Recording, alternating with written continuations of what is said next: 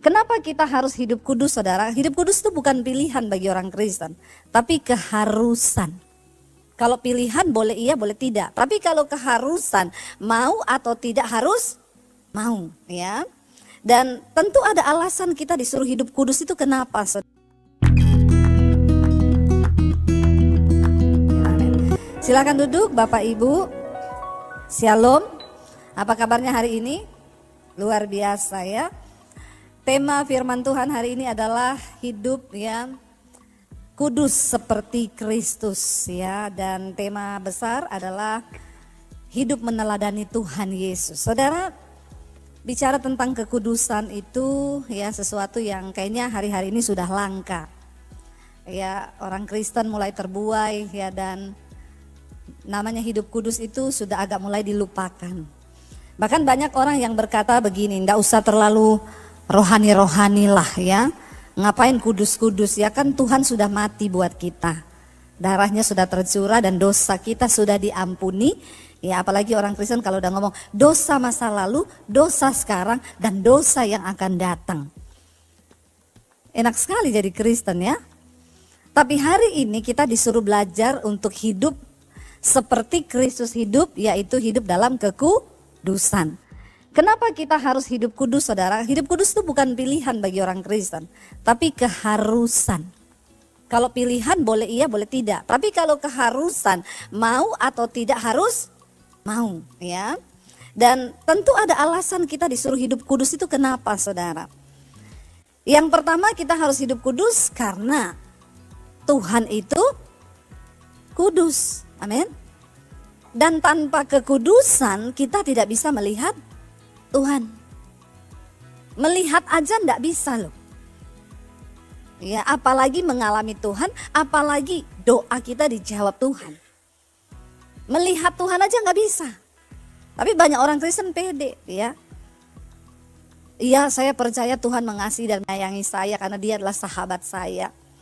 Dia mengerti walaupun sekarang saya hidup dalam dosa, tapi Tuhan itu penyayang umatnya. Apakah benar seperti itu, saudara? Ya, kita akan belajar dari firman Tuhan. Mari buka bersama 1 Petrus pasal yang pertama, ayat yang ke-13 sampai ayat 20. Ini ayat dari gereja, saudara, diberi ya. 1 Petrus 1 ayat 13 sampai 20. Firman Tuhan berkata demikian di sana, kita baca bersama. Saudara boleh baca di sini, kalaupun tidak ada sini saudara boleh buka Alkitab saudara. 1, 2, 3. Sebab itu siapkanlah akal budimu, waspadalah, dan letakkanlah pengharapanmu seluruhnya atas kasih karunia yang dianugerahkan kepadamu pada waktu pernyataan Yesus Kristus. Yang berikutnya, hiduplah sebagai anak-anak yang taat dan jangan turuti hawa nafsu yang menguasai kamu pada waktu kebodohanmu. Tetapi hendaklah kamu menjadi kudus di dalam seluruh hidupmu, sama seperti apa? Kristus yang memanggil kamu ya, Dia juga kudus, saudara. Ya, sebab ada tertulis apa? Kuduslah kamu sebab aku kudus. Sampai di situ dulu ya. Kita melihat di sini kenapa kita harus hidup kudus? Ya, yang pertama karena Tuhan itu kudus. Dan Alkitab berkata, kuduslah kamu sebab aku kudus. Di ayat yang lain dikatakan, sebab tanpa kekudusan tidak ada seorang pun akan melihat Tuhan. Kita kembali coba ayat yang ke-13 tadi di sana. Bagaimana kita menyiapkan diri kita ya untuk sungguh-sungguh hidup dalam kekudusan menjelang kedatangan Tuhan yang semakin mendekat. Dikatakan tadi di sana, sebab itu siapkanlah akal budimu dan waspadalah dan letakkanlah pengharapanmu seluruhnya atas kasih karunia yang dianugerahkan kepadamu pada waktu pernyataan Yesus Kristus. Tuhan nanti akan datang kembali kedua kali untuk menyatakan dirinya. Dan kita umat Tuhan, gereja Tuhan harus mempersiapkan diri. Mempersiapkan diri seperti apa? Dikatakan sebab itu siapkanlah apa? Akal budimu. Akal budi ini beda dengan pikiran. Semua manusia diciptakan Tuhan dikasih otak. Ya, dikasih otak. Ada orang yang memakai otaknya untuk memikirkan hal-hal yang jahat. Ini namanya akal bulus. Amin. Tapi ada orang yang memakai otaknya untuk memikirkan hal-hal yang baik, namanya akal budi. Tapi orang ada nama budi tapi tidak berakal Nah itu. Ya, jangan jadi orang yang namanya budi tapi tidak berakal budi. Saudara, kita semua diciptakan dikasih otak loh. Semua punya otak di sini kan? Maaf ya, saya bukan mau bicara kasar, tapi ini memang otak dikasih untuk berpikir. Tapi yang memakai otaknya untuk memikirkan perkara-perkara yang baik, yang kudus, yang suci itu hanya sedikit orang. Yang namanya hidup berakal budi. Kita ini pakai akal budi, contoh saudara, orang yang tidak berakal budi siapa? Orang yang merokok itu nggak berakal budi. Udah tahu di dus rokok ditulis? Rokok itu menyebabkan kanker, hipoten, serangan jantung, bahkan rokok membunuhmu. Tapi dia tetap merokok. Itu namanya apa? Tidak berakal budi alias terusin aja blok. Nggak dosa kok saudara. Memang benar. Orang yang nggak pakai akal budi sebutannya goblok. Itu bodoh karena kau tidak mengerti kehendak Tuhan. Siapa lagi orang yang tidak berakal budi? Wanita-wanita. Anak-anak muda cari jodoh ya. Udah tahu laki-lakinya kelakuannya begitu, masih belum menikah, dugem, merokok, mabok, hidup dalam dosa. Kau pilih dia untuk menikah. Ya, namanya tidak berakal budi. Nanti kalau sudah nikah konseling terus. Ya, konseling terus. Ya Bu, itu suami saya begini. Saya selalu balik ini, yang suruh kau nikah siapa dulu? Ya kan kau sendiri yang pilih. Ya itulah harga yang harus kau bayar, berdoa. Karena kau tidak memilih dengan akal budi, ya. Untuk menyambut kedatangan Tuhan, siapkan akal budimu, bukan akal bulusmu. Ya, tapi akal budi. Ayo saudara, kita pakai otak kita untuk berpikir hal-hal yang baik. Engkau percaya atau tidak? Engkau berubah atau tidak? Dunia ini terus berubah. Dunia gak pernah tunggu kita berubah. Kau berubah atau tidak, dunia akan menggilasmu. Karena memang tujuan dunia ini menghancurkan orang percaya. Untuk meremukkan imanmu sehingga engkau bisa menyangkal Tuhan di akhir zaman. Karena itu ayo berubah, pakai akal budi kita. Ya, karena firman Tuhan Yesus berkata ada satu hal yang bisa mengalahkan dunia ini, yaitu apa? Iman. Iman yang mana? Iman yang hidup. Iman yang memiliki akal budi dan dikatakan waspada. Lalu letakkanlah seluruh pengharapan kita menjelang Tuhan Yesus datang menyatakan dirinya. Lalu ayat yang berikutnya saudara dikatakan di sana, hiduplah sebagai anak-anak yang taat dan jangan turuti hawa nafsumu yang menguasai kamu pada waktu kebodohan. Ini yang saya sebut dengan perjumpaan pribadi dengan Tuhan. Ya, saya bilang kemarin, saya bikin status, orang itu kalau belum ketemu Tuhan gampang tinggalin Tuhan. Karena jodoh, karena ini jadi Yudas Iskariot. Itu namanya Kristen ilegal. Kristen agamanya, tapi namanya belum terdaftar dalam kerajaan Allah. Makanya bimbang terus. Karena jodoh tinggalin Tuhan Yesus, karena pekerjaan tinggalin Tuhan Yesus, karena duit tinggalin Tuhan Yesus. Kenapa? Mereka hidup dalam hawa nafsu yang menguasai pada waktu kebodohan. Semua kita harus punya pengalaman perjumpaan dengan Tuhan supaya hidup diubahkan. Ya, bagaimana Bu bisa tahu pengalaman pribadi dengan Tuhan? Saya pernah menyesali waktu saya terima Tuhan Yesus. Saya menyesalnya tuh gini, Tuhan kenapa gak dari dulu aku kenal Tuhan? Kenapa gak dari dulu Tuhan? Karena sudah banyak waktu yang aku pakai untuk hidup dalam kebodohan. Melakukan dosa, melakukan hal-hal yang tidak berkenan pada Tuhan. Aku merasa rugi, Tuhan kenapa gak dari dulu? Dulu aku bodoh. Sebagai orang percaya yang hidupnya dibaharui, hal-hal yang dulu merupakan keuntungan bagi kita sekarang kita anggap rugi karena pengenalan akan Kristus lebih mulia. Lalu ayat yang berikutnya, ayat 15 dikatakan di sana, tetapi hendaklah kamu menjadi kudus di dalam seluruh hidupmu sama seperti Kristus yang kudus yang telah memanggil kamu.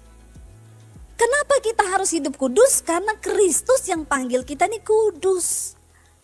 Nah kalau Tuhan yang kudus, kita berdosa ya kita gak bisa tinggal satu rumah dengan Tuhan. Dan Tuhan gak bisa menyertai kita. Ketika bangsa Israel dibawa keluar oleh Musa dari Mesir ke tanah perjanjian, Musa bilang, Tuhan tolong sertai kami Tuhan bangsa ini. Tuhan bilang, aku kirim malaikat menyertai kamu. Karena kenapa? Aku tidak bisa berjalan di tengah-tengahmu. Karena kalau aku berjalan di tengah-tengahmu, lalu kamu itu keras kepala, tegar tengkuk, gak mau bertobat, aku bisa membunuhmu. Karena kekudusan Tuhan itu membinasakan orang yang berdosa. Tuhan sampai takut, Tuhan bilang jangan. Biar malaikatku aja yang berjalan dengan kamu, aku jangan. Karena kalau aku berjalan bersamamu, kamu pasti mati di jalan. Karena aku kudus, tapi kamu tidak kudus. Kalau saudara terus hidup dalam dosa, ya kita beda server dengan Tuhan. Ya kalau nggak satu server, nyambung nggak saudara? Nggak nyambung. Makanya Tuhan Yesus berkata, ya firman Tuhan bilang, ya seringkali doa kita tidak didengar, tidak dijawab, bukan karena telinganya Tuhan yang kurang tajam, bukan karena tangannya yang kurang panjang untuk menolong kita, tapi dosamu itu yang menjadi penghambat berkat Tuhan tercurah. Karena gak satu server, Tuhan kudus, kita berdosa. Tapi banyak orang Kristen bilang, gak apa-apa, tapi kan Tuhan sayang aku dan dia sudah mati. Dosa awal kita bertobat, sebelum kita bertobat, itu kita hidup dalam dosa. Waktu kita terima Yesus, kita diselamatkan bukan karena perbuatan baik, tapi karena anugerah. Tapi setelah kita terima kasih karunia, kita tidak bisa lagi bermain-main dengan dosa. Ya, kita tidak bisa. Keselamatan kita semua nggak bisa dapat dengan kekuatan kita, tidak bisa. Saya selamat dengan dosa-dosa saya dulu tidak bisa. Saya butuh kasih karunia untuk menyelamatkan saya. Setelah saya diangkat dari dosa, saya diselamatkan. Kenapa saya harus balik lagi ke lumpur itu? Itu namanya engkau menginjak-injak kasih karunia Tuhan. Menginjak-injak darah pengorbanan Kristus dengan sengaja. Orang yang sudah bertobat mengenal Yesus harus hidup kudus, saudara. Lalu ayat yang berikutnya dikatakan di sana, saudara, ayat 16. Sebab ada tertulis, kuduslah kamu sebab aku kudus, ya, dan tanpa kekudusan kita tidak lihat Tuhan. Ayat 17 berkata, dan jika kamu menyebutnya Bapa, yaitu Dia yang tanpa memandang muka menghakimi semua orang menurut perbuatannya, maka hendaklah kamu hidup dalam ketaatan, dalam ketakutan selama kamu menumpang di dunia ini. Kita semua memanggil Tuhan Bapa. Yang tanpa memandang muka, dia akan menghakimi kita nanti. Gak peduli mau saudara pendeta, mau bukan, mau pengerja, mau jemaat, mau STH, MTH, S1, S21, S23, kayak Samsung, gak peduli. Tuhan tidak memandang muka. Satu saat kita semua pribadi lepas pribadi akan berdiri di hadapan tahta pengadilan Kristus. Untuk apa? Memberikan pertanggungan jawab akan hidup kita di dunia ini. Karena itu kalau engkau tahu Tuhan akan datang sebagai hakim, maka hendaklah kita hidup dalam ketakutan selama kita menumpang di dunia. Takut akan Tuhan. Ya, aduh, saya jengkel sama suami saya, tapi karena saya takut akan Tuhan, ampuni saya Tuhan, saya mau berdamai dengan suami saya. Itu artinya kita ini menuruti firman. Kita menundukkan ego kita, perasaan kita, emosi kita kepada firman Tuhan. Itu namanya kita hidup takut akan Tuhan. Ya. Sekarang ini tapi orang ngomong kekudusan, kalau yuk dugem yuk, enggak saya enggak dugem, sok rohani lu, sok kudus lu. Ya itu jawabannya, orang hidup kudus dibilang sok rohani. Kau enggak rohani, enggak bisa masuk surga. Enggak ada orang berdosa di surga, enggak ada. Tuhan mengampuni dosa kita, bukan berarti saya khotbah sekarang saya tidak berdosa. Saya masih melakukan dosa yang tidak saya sengaja. Tapi saya tidak terikat lagi dengan dosa. Ini yang dimaksud Yesus menyediakan darahnya untuk dosa-dosa yang kita nggak sengaja. Saya masih bisa marah? Bisa. Karena saya masih manusia. Tapi saya nggak mau terikat dengan perselingkuhan, kenajisan, judi, rokok, amarah, kemabukan. Itu dosa-dosa keterikatan. Orang marah biasa, tapi kalau tiap hari marah-marah itu sakit jiwa. Jiwamu sakit, saudara, benar. Ya, bedakan antara dosa keterikatan dan dosa kejatuhan. Kalau dosa kejatuhan itu cepat-cepat tobat. Itu jatuh, aduh saya tadi marah, saya tadi tersinggung loh sama orang itu. Aduh saya tadi jatuh dalam dosa, saya tersinggung, ampuni saya Tuhan, kuduskan saya Tuhan. Oke. Tapi gak ada orang selingkuh tuh, aduh saya jatuh selingkuh. Selingkuh itu gak satu hari ya, Mek. Emang ada orang ketemu, selingkuh yuk, ayo selingkuh. Nggak ada, itu dibangun. Pakai rasa, pakai ini itu ya jatuh. Kalau ada bapak-bapak yang bilang, aduh ampuni saya Tuhan, tadi saya jatuh ke panti pijat, saya tidur sama perempuan, saya ampuni saya Tuhan. Nah, ini juga perlu dipertanyakan, kenapa bisa pergi ke situ? Ya, hati-hati loh saudara, jangan kau permainkan kasih karunia Tuhan. Biar orang mau bilang, itu Ibu Debbie pendeta hukum Taurat. Ya, nggak percaya kasih karunia. Justru saya sangat percaya kasih karunia. Saya sangat menghormati kasih karunia Tuhan. Makanya saya tidak mau main-main dengan kasih karunia Tuhan. Karena ini Alkitab yang ngomong. Satu saat Tuhan akan datang sebagai hakim untuk mengadili kita semua. Jadi nanti kalau tanya, kamu pernah selingkuh nggak? Enggak Tuhan, puter channel 5 malaikat. Ada rekaman kita semua, ada. Saudara pikir enggak ada? Alkitab berkata, mata Tuhan menjelajah ke seluruh bumi, melihat orang baik dan orang jahat, untuk merekam semua yang kita lakukan. Satu saat nanti Dia akan mengadili kita dan memberikan upah sesuai dengan perbuatanmu di dunia ini. Dan tidak ada CCTV tercanggih yang melebihi mata Tuhan. Menembus langit, loteng, dinding kamar, menembus handphonemu. Semua yang tidak terlihat istrimu terlihat oleh mata Tuhan. Amin bapak-bapak. Ibu-ibu juga. Biar saya nggak disalahkan. Ya, ibu-ibu, apa yang nggak terlihat oleh suamimu terlihat oleh mata Tuhan. Anak-anak muda yang tidak dilihat orang tuamu dilihat oleh mata Tuhan.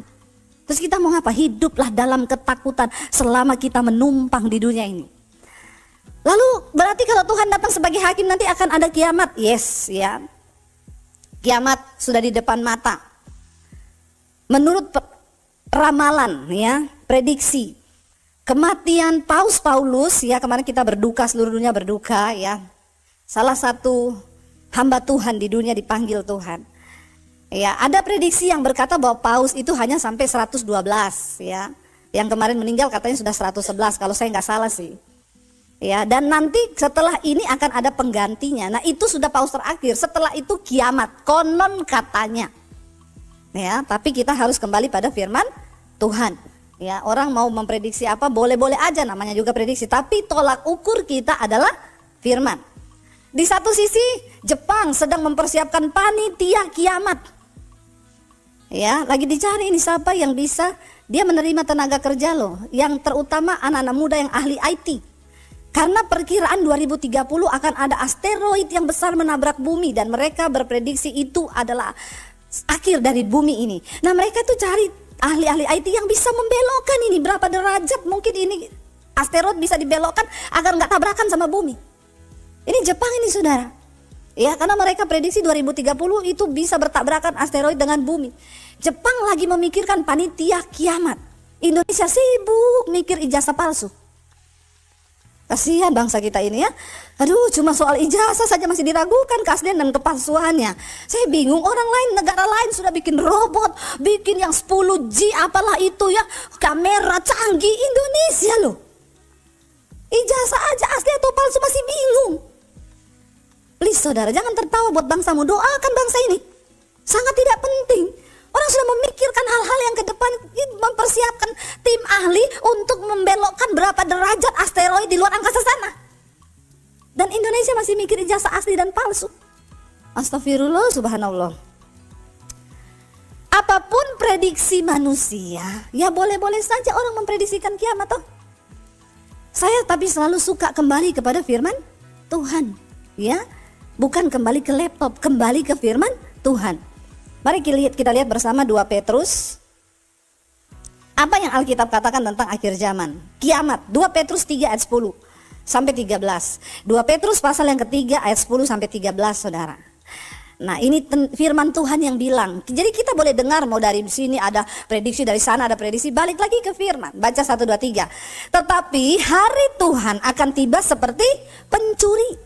Pada hari itu langit akan lenyap dengan gemuruh yang dahsyat dan unsur-unsur dunia akan hangus dalam nyala api dan bumi dan segala yang ada di atasnya akan hilang lenyap. Termasuk saudara dan saya enggak? Ya. Jadi mau sehebat apapun itu orang-orang kaya di dunia mau bikin bunker di bawah tanah, ya, untuk bersembunyi kalau ada satu gempa hebat terjadi, mereka masuk ke bawah tanah, dijual 6 triliun kali satu bunker. Yang ada duit boleh silakan pesan. Tapi saya cuma mau kasih tahu firman Tuhan bilang, semua akan hancur dengan nyala api, dengan gemuruh yang dahsyat, dan bumi dan segala yang ada di atasnya akan hilang lenyap. Ya bisa jadi itu kalau asteroid tabrakan sama bumi, ya mungkin itu. Ya memang benar itu akan terjadi, gemuruhnya dahsyat, lebih daripada gemuruh gempa bumi 7,9, itu lebih. Karena langsung hilang lenyap semua yang ada di atasnya. Saudara, ini akan terjadi dan ini bukan saya ngomong, ini Alkitab yang bilang. Kalau akan hilang semuanya, rumahmu hilang, depositmu hilang, semuanya hilang. Lalu bagaimana kita mempersiapkan diri menghadapi hari itu? Alkitab nggak catat gini, maka yang punya duit beli emas. Ya, karena sekarang emas kosong, saudara. Semua mau berburu emas ini. Ya, ngerti emas naik, semua berburu. Ya, kalau nggak ada duit, nggak apa-apa, beli aja asal ada duit. Ya, emas naik terus ini sampai nggak ada barang, Antam aja nggak ada barang katanya. Ya, Mas Daniel ini naik terus beratnya. Tapi harganya turun. Nggak naik, saudara ya. Alkitab nggak bilang cepet persiapkan dirimu investasi, beli tanah, simpen dolar. No, jangan sampai hari ini kita dibuyarkan. Ayo ini sekian naik sekian, kita bingung bagaimana menyelamatkan diri dari resesi, bagaimana begini. Kalau ada duit beli emas silakan daripada duitnya nganggur toh. Tapi jangan ingat tabur loh untuk pelayanan juga ya, untuk nama Tuhan ya. Jangan pelit-pelit loh. Bukan harus nabur ke saya, enggak perlu. Lihat pekerjaan Tuhan di luar yang membutuhkan. Jangan hidup bagi egomu sendiri. Karena semuanya akan hilang lenyap. Ya.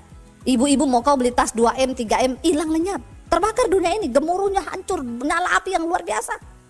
Jadi enggak usah beli yang mahal-mahal, yang miliar-miliar itu enggak usah, ya. Mending pakai uangmu untuk hal-hal yang berakal budi dan bijaksana. Lalu Tuhan suruh kita ngapain kalau kita tahu semuanya akan hancur? Pertama, ya, hari Tuhan tuh datang seperti pencuri. Artinya tidak ada satupun yang tahu. Ya, pencuri datang nggak pernah kasih tahu. Nanti malam saya mau datang loh ya. Nanti setelah ini pendeta ini mati nanti akan saya kiamat. Nggak ada. Alkitab tidak mencatat seperti itu. Alkitab berkata tidak ada satupun yang tahu karena dia datang seperti pencuri. Lalu apa yang kita lakukan? Ayat berikutnya, ayat 11 berkata begini, saudara. Baca bersama dengan suara yang nyaring. 1, 2, 3. Jadi jika segala sesuatu ini akan hancur secara demikian, betapa suci dan salehnya kamu harus hidup. Ini yang Alkitab suruh. Persiapan kita itu ngapain? Hidup suci dan saleh. Betapa suci dan salehnya kamu harus hidup. Jangan lagi main-main dengan kekristenanmu. Jangan gak peduli dengan kekudusan. Engkau menebar hawa nafsu, hidup dalam kemegahan malam di sana di dunia nightclub. Ya, persinahan, kenajisan. Engkau berbaur dengan orang-orang yang tidak mengenal Allah. Pisahkan dirimu, saudara. Bukan mau sok rohani, tapi kita memang harus rohani untuk bisa dipisahkan Tuhan. Karena Alkitab bilang, karena kalau demikian semuanya itu akan hancur. Betapa suci dan salehnya kita harus hidup. Bertobat. Jangan ada amarah, kekecewaan, kenajisan, dosa apapun. Mari kita mulai koreksi-koreksi, buang-buang, saudara, buang. Jangan banyak koleksi dosa. Ya, tapi buang. Aduh, aku ini masih pahit sama mertuaku. Pulang gereja ini aku mau berdamai. Kirim mertuaku duren. Tapi kalau dia darah tinggi jangan, nanti mati ya. Aku ini pahit sama iparku, nanti pulang aku berdamai ya, aku WA dia minta maaf. Halo saudara, ya, aku ada selingkuhan nih bapak-bapak ya. Sebelum selingkuhanku buka mulut nanti tes DNA. Lebih baik aku ya minta ampun sama Tuhan nih, sama istriku ya. Hati-hati loh bapak-bapak. Ya, karena dosa itu tidak akan pernah ya diam untuk mengejar saudara ketika saudara jatuh di dalamnya. Betapa suci dan salehnya kamu harus hidup. Ayat 12 berkata di sana, baca bersama, yaitu siapa? Kamu yang menantikan dan mempercepat kedatangan hari Allah. Pada hari itu diulangi lagi apa? Langit akan binasa dalam api dan unsur-unsur dunia akan hancur karena nyalanya. Wow, ngeri itu akan terjadi. Ya, akan terjadi itu saudara. Alkitab yang mencatat, kita ini orang-orang kudus yang mempercepat kedatangan Tuhan. Kenapa? Karena kalau tidak dipercepat, tidak akan ada yang selamat. Semuanya murtad, semuanya binasa. Dunia ini makin terus menuntut orang untuk menjauhkan kita dari Tuhan. Ya, makanya Tuhan harus percepat, karena kalau tidak orang kudus juga tidak tahan. Banyak orang akan meninggalkan imannya kepada Tuhan. Ya, dan mulai ikut ya mencari sesuatu yang menurut dia dapat memuaskan hawa nafsunya. Ya, bagi kita saudara, ya udahlah kalau memang dunia ini mau hancur ya silakan. Makanya jangan terlalu terikat pada perkara-perkara dunia ini. Ya, ibu-ibu mulai bertobat, jangan terikat sama dunia ini terus. Ya, belanja terus, shopping terus, ya. Ingat mau terbakar semua ini. Amin. Ya, jadi siap-siaplah hidup kudus, ya. Daripada itu tas-tasmu jadi saksi di neraka. Ya, mending bertobat sekarang, bertobat. Bener saya bilang bertobat, ya. Kalau dikasih orang ya enggak apa-apa dipakai. Kalau beli terus sampai diperbudak, lupa menabur. Orang tuh biasa kalau beli terus tuh pelit itu orangnya. Pasti enggak pernah menabur itu. Ya, karena dia selalu buat dirinya sendiri.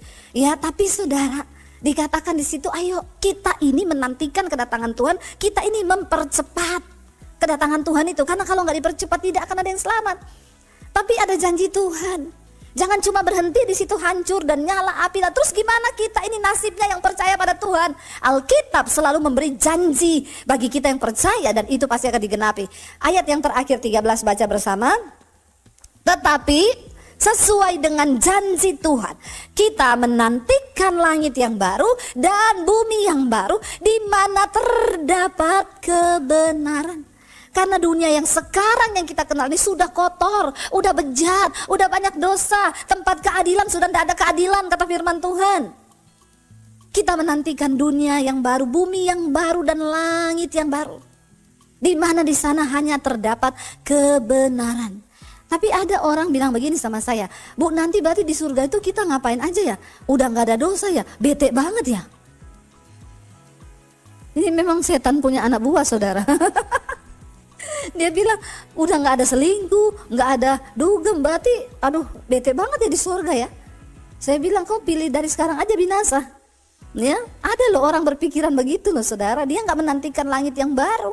Saya bilang ya udah nanti kau hidup di neraka, banyak di sana bintang-bintang film. Ya nanti biar kau di sana rame ya. Jadi saudara, Tuhan menjanjikan bagi kita langit yang baru dan bumi yang baru, di mana di situ terdapat kebenaran. Makanya mari kita hidup dalam kekudusan seperti Kristus hidup. Jangan pernah tinggalkan Tuhan, jangan pernah karena masalah persoalan hidup kita menjadi kecewa. Kalau kita bicara tentang akhir zaman, rasanya semua masalah kita menjadi kecil, iya apa iya? Ya aduh rasanya debt collector besok mau datang, ya kecil ya kalau dibandingkan dengan siapa tahu pas dia datang pas dunia ini lenyap. Tuhan tidak mendengar doa yang seperti itu ya. Makanya boleh beres-beresin, ada utang mulai dibayar.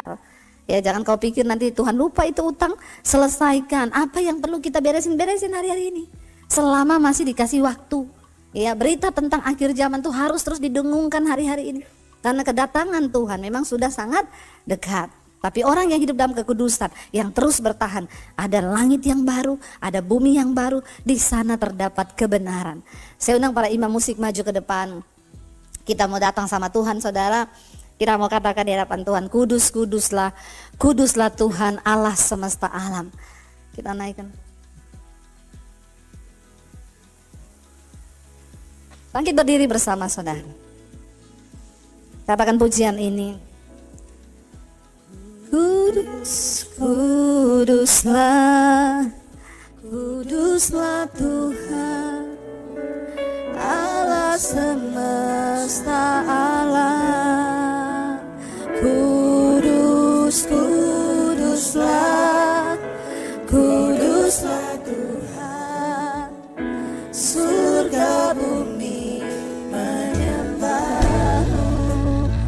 Kita naikkan dari awal pujian ini. Ku datang Tuhan, ku datang Tuhan, dalam hati-Mu berhiaskan kekudusan, kekudusan.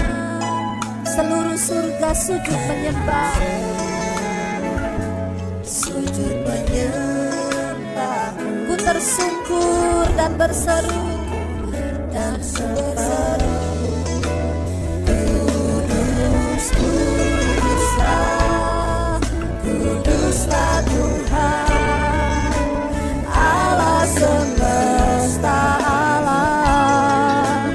Kudus, kuduslah, kuduslah Tuhan, surga bumi menyembah. Kudus, kudus.